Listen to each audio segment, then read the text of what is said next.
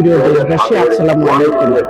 আমাদের প্রিয় নেত্রীর জানাজার অংশগ্রহণ করার জন্য লক্ষ লক্ষ মানুষের যে স্রোত, এই স্রোত আসলে বলার কোনো ভাষা নেই।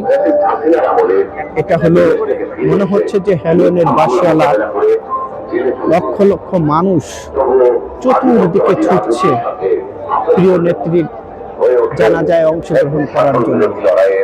আজ প্রমাণ হয়েছে দেশের জন্য, মানুষের জন্য এবং ভারতের আধিপত্যের বিরুদ্ধে যে ব্যক্তিটি লড়াই করেছিলেন, আজকে সেই ব্যক্তি মানুষের হৃদয়ে সংরক্ষণে তার নাম লেখা রয়েছে।